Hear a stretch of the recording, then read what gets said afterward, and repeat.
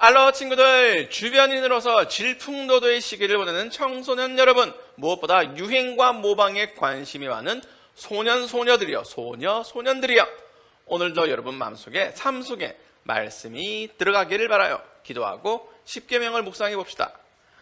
하나님 아버지, 맑고 밝은 날을 주셔서 감사드려요. 말씀의 환한 빛을 저희 영혼에 비춰주세요. 예수님의 이름으로 기도드립니다. 아멘. 오늘 본문은 여러분에게 너무나 익숙한 십계명입니다. 웬만한 친구들은 내용을 다 외우고 있죠. 3계명과 4계명 순서가 헷갈릴 수도 있겠고 쉬운 성경 버전이라 문장이 좀 낯설긴 하겠지만 천천히 읽으면서 내용을 확인합시다.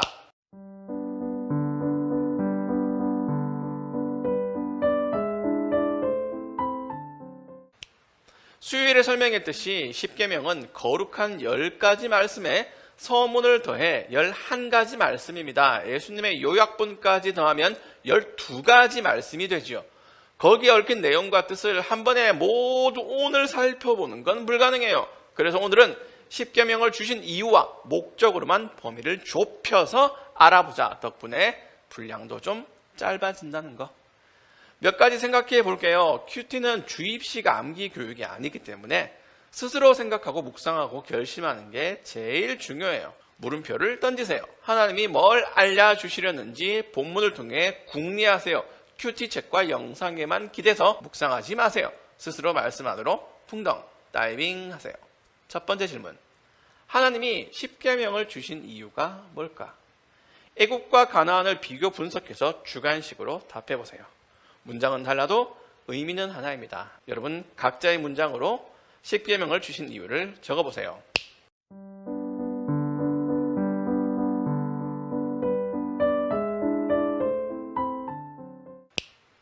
이스라엘은 자유인이니까 원래 자유인이면 십계명처럼 빡빡한 명령은 필요 없지 않나요? 아니요.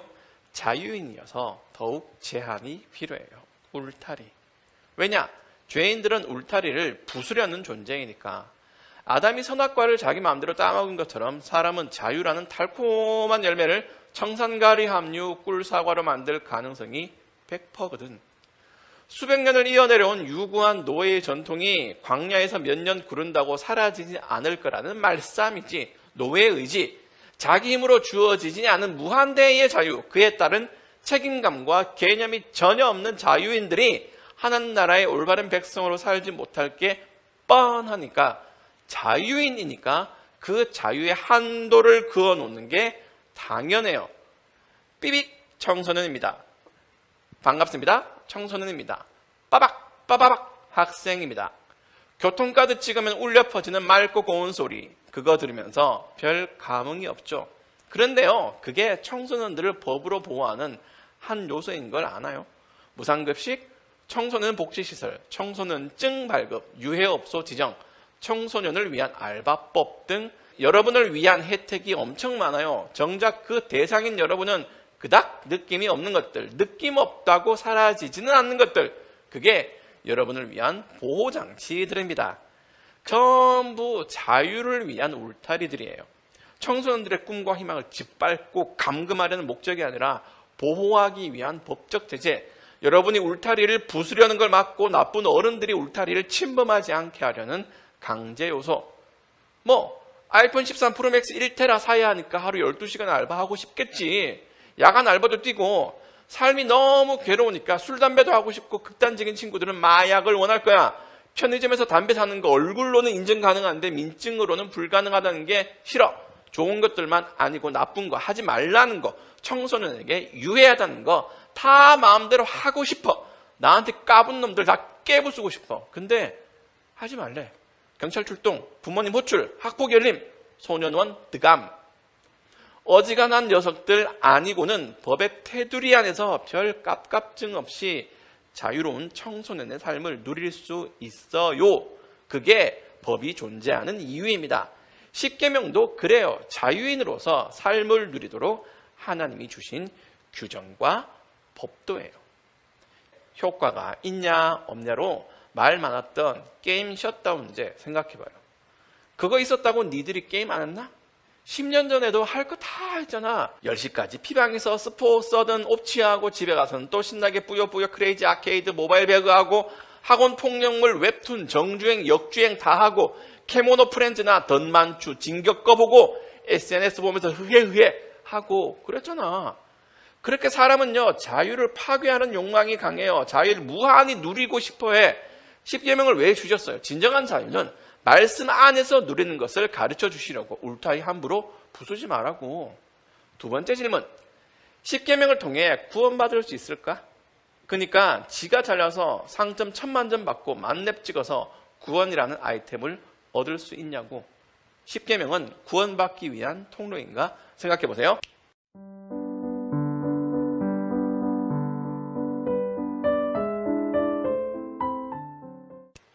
이스라엘은요 삐빅 자유인입니다. 띵동 하나님 나라 백성입니다. 소리를 들은 사람들이에요. 이집트 법이 아니라 하나님 나라 법 적용을 받아요. 외국 스포츠 선수들이 우리나라로 귀화하면 대한민국시 이름을 만들고 대한민국에 세금을 내는 것처럼 이스라엘은 가나안 땅에 들어가 건설하는 새로운 나라의 방식대로 살아야 돼요. 그래서 서문이 중요하다는 거, 서문을 쏙 빼놓고 보는 10계명은 중학교 도덕책 수준밖에 안 돼요. 하지만 애굽 땅 종되었던 집에서 인도하여 내어 거룩한 나라요 제사장으로 만드신 하나님의 백성들이기 때문에 하나님만 섬기고 하나님을 우상으로 만들지 말며 하나님의 이름을 가볍게 부르지 말고 안식일을 잘 지키라는 거예요. 세 번째, 마지막 질문. 10계명은 그러면 이스라엘 사람들만 잘 지키면 되는 거네? 나는 대한민국 사람이니까 굳이 2000년도 지난 캐캐 묵은 법조항을 지킬 필요가 있을까?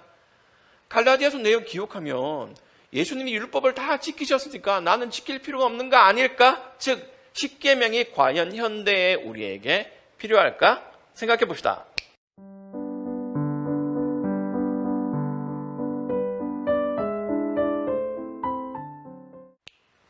넙!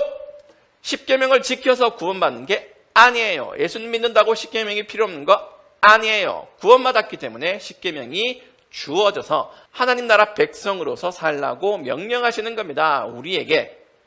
10계명은 그 내용에 별 감흥이 없는 사람들을 보호하는 장치예요. 더 큰 악에 빠지지 않게 하는 윤리예요. 우리가 별 느낌이 없다고 사라지지 않는 영원한 명령이에요.